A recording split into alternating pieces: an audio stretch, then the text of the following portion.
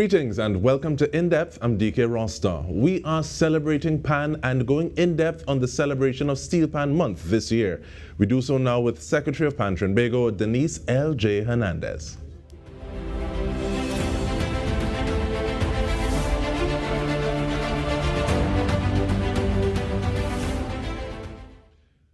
Welcome, Denise, and thank you so much for joining us. I want to ask you, though, where do you begin to decide what is going to happen in a month like this with regard to Steelpan activities? It has, from the inception, standard events. Our church service was a standard event. We believe in giving thanks and saying thanks to God. We believe in blessing of steel bands, so therefore, with the church service, we normally would have the bands come with their flags, and we do the blessing of the flags. And normally, after that, there would be a procession back to the head office. In terms of the events, in terms of what has happened, for the last couple of years with the pandemic, a lot of the outside events could not take place. We did a lot of virtual events over the last 2 years, and this year we have started with a hybrid, a mix of the virtual and the in-person events, and hopefully by next year, in 2023, we will be able to go back to the full-scale in-person events, the number of street parades and all the activities that take place. And I saw a bit of the church service, and I saw Madam President with her flag front and center representing, having a time after giving thanks. But in terms of that hybrid event, though, what are some of those things that you're keeping virtual in the hybrid event, and what's some of the reasons for them? Well, for example, the conversation with the pioneers, that's a virtual event. We would record it. It was recorded here at our head office, where Madam Press will introduce to everyone a pioneer. This year we did Kendall Lewis of Meritones. Kendall Lewis participated in the first panorama in 1963, and I'm sure many people found the information that he provided was quite interesting. So that is an event that is going to be virtual. We also have this year, we introduced the Pan International, where we asked our associations and our affiliates outside of the country to send us short clips of what is happening with Steel Band there. And hopefully that will go from strength to strength, where we will have a full day, a full week of showing what is happening in many of the other countries that have adopted this instrument that God gave us. And we have Entrepreneur Day, Sponsorship Day, where we highlight, and on our social media pages, we highlight our entrepreneurs, we highlight our sponsors. So those will continue to be along that vein. In terms of in-person events, this year, in 2019, we did an event called Pan and Powder for Carrie Festa, which involved a steel band parade from City Hall to the Queen's Park Savannah. That parade was well received, and this year, because we're celebrating the 30th anniversary of Pan Month. Remember, our Prime Minister at the time, Mr. Patrick Manning, declared the steel band the national instrument of Trinidad and Tobago on August 30th, 1992 in his address to the country. And this is the 30th anniversary of that declaration. Also, it is the 60th anniversary of our independence. And we felt because the Pan and Powder Parade was so well received, we are planning to have the Pan and Powder Parade again this year, and hopefully that will be an annual event, an in-person annual event. And that parade is scheduled for Wednesday, August 24th. And on that parade, we are asking all participants to wear white. And there are a few things that I want to dive into, and one of them is the Pan International, but thank you for that information, and we're going to try to deal with it step by step.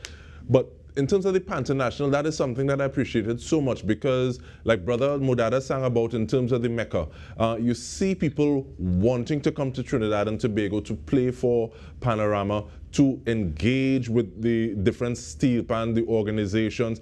And I think this allows another window of opportunity, because I know some people who are very instrumental in terms of groupings, like one of them was in Belize who took part in the Pan International.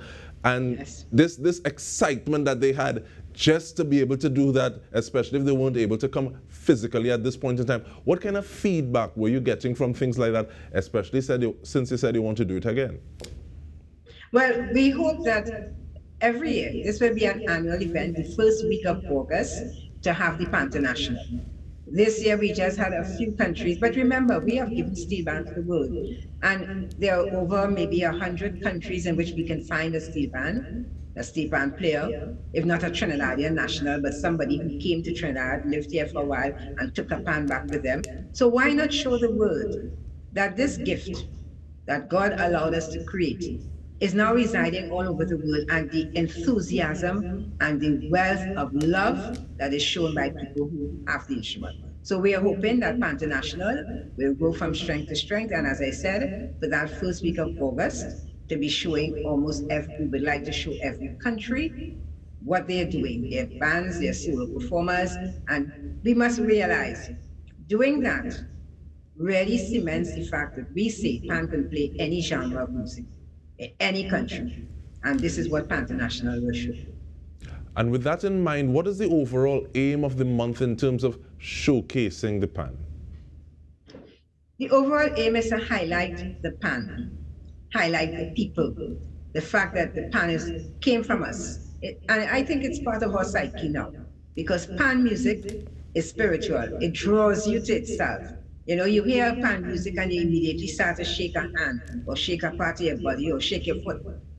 It is something that, you know, comes into you. And for those of us who play pan, you know, they say we have a pan. Pan is a jumbie.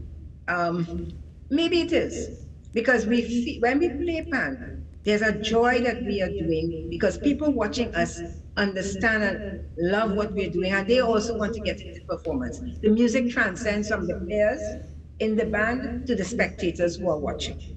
And we are highlighting that. We're also highlighting that in this country, our steel band movement, we have steel band leaders, we have young people, our youth is our future.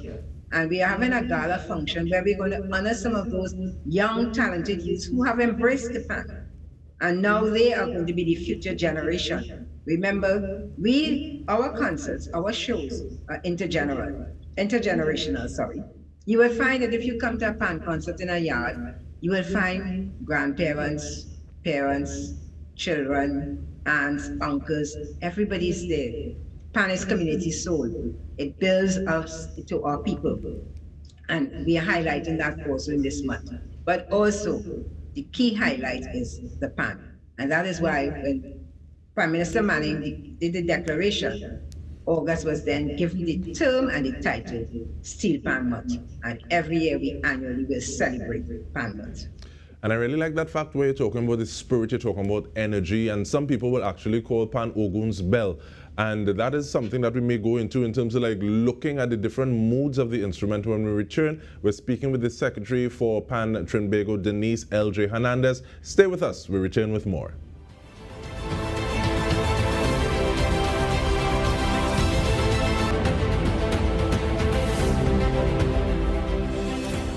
Welcome back. We are going in depth on things happening during a Pan Month or Steelpan Month with the Secretary of Pan Trinbago, Denise L.J. Hernandez.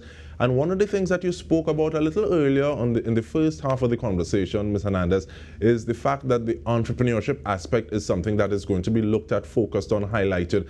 And expand on that a little bit, because I think sometimes when people think Pan, they just think people who are playing, possibly people who are tuning, but I think it goes so much more than that.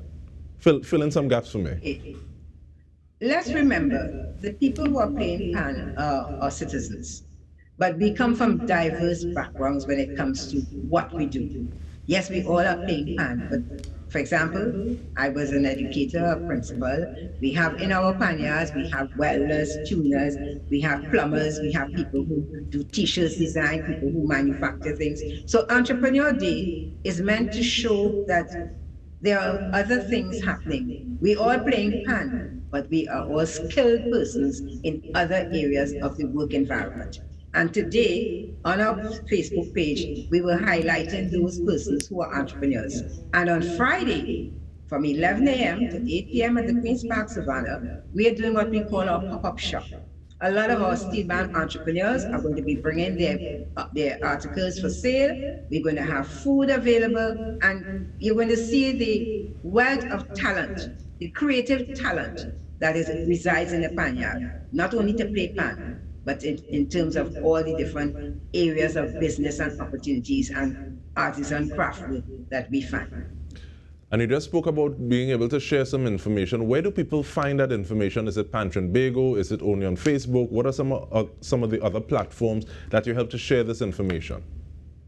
Well, I believe it's being shared on our Facebook page or Instagram page, and we are linking it to some of the outside associations who are involved with us. So, but what we will do eventually on our Pan Trinbago website is that we will be building a reservoir of this information, so people can go on and look to see, well, I need somebody to maybe design a little t-shirt for me. I think I saw somebody who was up at the pop-up shop doing t-shirts. Let me go and see and check them out and whatever. Because remember, there's also a merchandising aspect to Pan Trinbago and the Steelpan movement. Pan sticks, pan stands, pan cases. And if you look at it, there are people who like the fact that our steel bands, when we are performing for Carnival, those intricate, unique designs that steel bands put on their uniforms that they wear final night, those things are, some people collect them. Some people like them. They like the idea of having that kind of a steel band t-shirt. So this is where the merchandising of Pan Trinbago comes in, and as well as all the other ancillary persons who are involved in the Steelpan movement. No man, Ms. Hernandez, stick up in there. You're saying that people can actually get some of those t-shirts, those uniforms outside of that, because I know that there are people, as opposed to just people who are die-hard aficionados in Trinidad and Tobago. There are people, it might be the first time they're experiencing Carnival, so they're coming to Trinidad and Tobago, and they're able to get some of these items to go back with, to basically showcase. Talk to me. During Carnival time, almost every panyard, they have their t-shirts on sale. So people can come at that time. And even now, there are panyards where they have their gift shops. So you come in and you decide, you can get the t-shirts, you can get their CDs, you can get some aspect of what is that band. Remember, we are talking about over 200 steel bands in Trinidad and Tobago, and most of them will have this kind of information. What we are hoping is that August month will become the next big month of celebration in Trinidad and Tobago. So somebody who doesn't come from Carnival would be able to come and have the vacation time in August. How nice it would be that that person could come for the month of August. And let's say by next year, please God, we get back Laventer's Emancipation Day Parade on the 1st. Laventer's Steel Band Parade the first Saturday. Then we have the Pan and Powder Parade. And then we have all these other activities going on. Hopefully Pan and the Avenue coming back on and these things. So somebody who cannot come during Carnival time, but could come during the month of August and be able to really get involved in the historical aspect, not only of the instrument, of the organization, but of our culture. And spend a month here and really leave afterwards satisfied that, yes, this was good. I was able to get involved and take part. And even for this year, on Friday the 19th, Tobago is hosting their Steel Band Jamboree. So a chance for, you go across to Tobago and you take part in that Jamboree down at Store Bay. This is all part of the pan tourism and the inter-island tourism that we're talking about. And this is one of the things that I was thinking about in terms of the fact that there's conversation to look at festivals that we can host in Trinidad and Tobago and spread them out throughout the year. Because I firmly believe if you have so many people going to certain parts of the world just to fling tomatoes at each other and calling that a festival, we could do something that rivals and surpasses that. But is it a matter of looking to attract new followers for persons to see the potential of the instrument? I remember you spoke about saying, well, Pan can play anything. So is it just die-hard people who are involved, who appreciate the Pan already, or are you trying to get new persons to see the potential for the instrument? Is that part of the rationale for the work being done during the month? Well, you will find that for persons who are now, remember there are many countries of the world that have never heard of the steel pan, never seen a steel orchestra or anything like that. So someone now may meet up someone and want to hear about it. Having a month like August where all these activities are going on that highlighting the steel pan, the people, our culture, will bring in new persons. But then remember, we have the whole diaspora outside. Those persons who care about pan and who love pan. They also want to be involved, and COVID pandemic kept us away for 2 years. This is the restart of what we normally would do, and I expect that Next year, please God, in August month, a lot of people will be home because they like the idea of being here and being on the parades and being on the routes, the food, the culture. So it's not just attracting new people, but we will keep our links with our diaspora and then our youths. We have to give the youths the opportunities that these different activities are taking place for them to understand there is a future in Pan. You know, beside playing Pan, there's a future in terms of what other career they want to get into. And I really like the fact of you talking about people literally coming and touching the ground and reestablishing the connection with the instrument, with the country of their birth if they're outside in the diaspora. And how do you feel when you see these different panyards having occasions, having people meeting up, and they've been taking place for a little while now? How does that make you feel, saying, yes, we're getting back somewhere?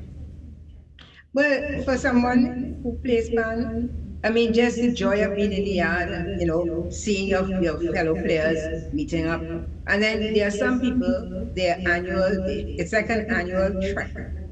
They take their holidays together and they come here at a certain time of the year and get involved because that's when they meet up with their fellow persons, whether it's persons across the Caribbean or from across the world. So our reopening of the country and our reopening of our Pan activities and our cultural events and our heritage events will allow us to re-establish all of those links. And I really want to thank you, Denise L.J. Hernandez. Beautiful speaking with you, Secretary of Pan Trinbago, looking at celebrating Steelpan Month 2022 and just looking at bigger and better things to come. And on behalf of our entire news team, I'm Dike Rostant. Thank you so much for joining us. This has been In Depth with me.